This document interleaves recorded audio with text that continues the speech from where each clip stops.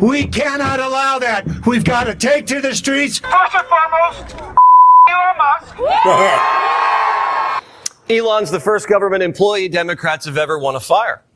And he's not even taking a salary. It's sad. We're $36 trillion in debt, and a few pennies got doged, and the Democrats are grabbing bullhorns like Bush after 9/11. They're mad. Trump and Elon are It seems like they're mad because their payday's over with to me. That's what it seems like to me.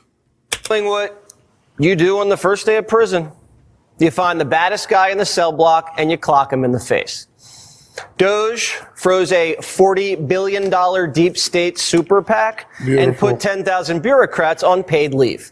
And it happened so fast, one worker had to be rehired to process people's final timesheets. That's great. All the expensive art. That's hilarious, chat. That's lightweight, a troll move, and I'm all for it.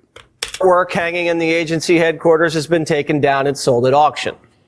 The website's down, and there's no more Bert and Ernie in Baghdad. I would just say a strong message to Democrats who are out there pretending to be outraged about the long list of crap that this administration is cutting. Federal waste and funding, like $2 million for sex changes in Guatemala, $6 million to fund tourism in Egypt, $20 million on a new Sesame Street show in Iraq, $4.5 million to combat disinformation in Kazakhstan. I could go on, and I'm happy to provide this list to every single one of you. Democrats are outraged that the American people want to be, they want their taxpayers going to good uses, not stuff like this. Well, we can add some more to the list. I mean, what's wrong with asking for that? I just don't get it. $43 million on a gas station in Afghanistan that had no customers. Still less, though, than what Biden paid for a charging station here. For what? $1.5 million to promote gays, lesbians, and trans in Jamaica. This is Jamaican me crazy. $4 million for trans Serbians.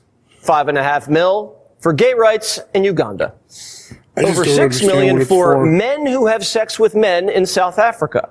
Seriously, Tasha. That's just how it was described.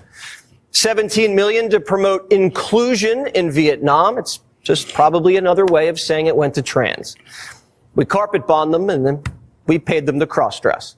This is $25 million to promote green transportation in Georgia, not the state, the country. And it's not like we took the money and bought them electric cars. We just paid a shady agency to put up a billboard that says, buy electric cars. You want to hate them. $1 million for Arab and Jewish photographers. Are you Jewish? Are you Arab? Do you have cameras? Here's a check. $8 million to teach Sri Lankan journalists how to avoid binary gendered language. Translation, we spent $8 million so that a reporter in Sri Lanka doesn't write he or she. Well, at least nobody died, right? Wrong. $122 million of the USAID money was given to terrorists. The Taliban is taxpayer funded. So was the Wuhan lab. So we're on a roll. The people spending the money can't even tell you why they're spending the money. USAID awarded $2 million to strengthen trans-led organizations to deliver gender-affirming health care in Guatemala. So to each of you this morning, does this advance the interests of American citizens paying for trannies in Guatemala to the tune of $2 million? Yes or no? Governor? I have no position. Of course you don't. $2 million for sex changes in Guatemala? Despite the blatant waste and corruption, there's a sinister side to all of the gay, lesbian, and trans money we're funneling into other countries. It's subversive. It undermines their traditional culture, their religions, and their governing authority. It divides these countries, it distracts them, and makes it easier for our government to exploit them. Yeah, it's David pathetic. Axelrod told Democrats who are defending this stuff, you're walking into a trap. Rahm Emanuel says you don't have to fight every fight. Wasteful spending isn't the hill I'm going to die on. But trans operas in Colombia are the hill Democrats have chosen to die on. Are they getting kickbacks? We're about to find out. Democrats warn Trump's unelected shadow government is dismantling their unelected shadow government. That's how the Babylon Bee puts it. Democrats have been sending your tax dollars to the World Economic Forum so they can tell us to eat bugs. The George Soros Prosecutor Fund got $26 million of your money to what? Open jails? USAID brags about overthrowing governments. They bragged about supporting military coups and color revolutions in the Middle East, Asia, and Ukraine. And we just found out the Biden administration was paying the press. During the last 4 years, Politico received $26 million from the federal government. $8 million just last year. The Biden administration was paying a D.C. insider publication that happened to never report anything bad about the Biden administration. Well, what did they pay for besides good press? The government says it was for subscriptions to Politico Pro. Well, what's Politico Pro? It's supposed to give you inside scoops or exclusive reporting about the federal government. It's been around since 2010, but all of a sudden in 2021, the Biden administration starts buying hundreds of Politico Pro subscriptions. And a subscription runs anywhere from $10,000 to $75,000 a year. Those are like top tier country club dues. For $75,000, this exclusive reporting must be pretty good, right? Now, no one ever read in Politico Pro that Biden was brain dead. Now, if I'm going to pay $75,000 for journalism, I want to know whose coke was in the White House. Politico Pro isn't even for people in government. It's for lobbyists. You pay $75,000 a year for the name and email address of a regulator at the FDA. So you can email them, wine them and dine them at Cafe Milano, and then grease the regs for Pfizer or Kraft or... It's so pathetic how this all works, chat. Seriously, it's just so pathetic.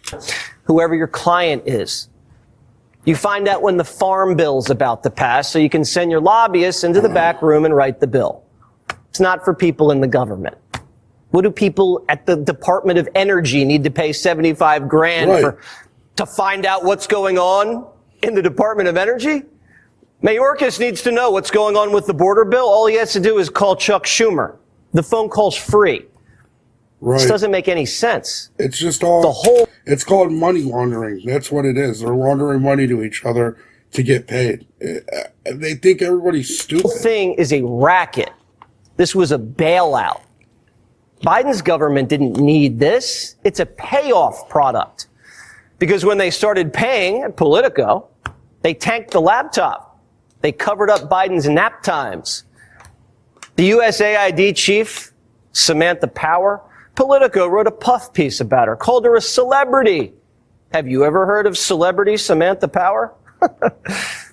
Politico didn't get paid to do journalism. They got paid to stop doing journalism. Legit. Like they legit covered up the Hunter Biden laptop story and made it seem like Joe Biden was the most competent person ever. And they got paid to do it by the government. And that's us. We paid them to do that, technically. It's sad. Politico. I read it every day. I like it. It's got good reporting in there.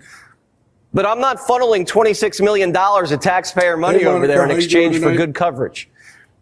I'm sure a few people at the federal government have Wall Street Journal subscriptions for $59 a year, not $75,000.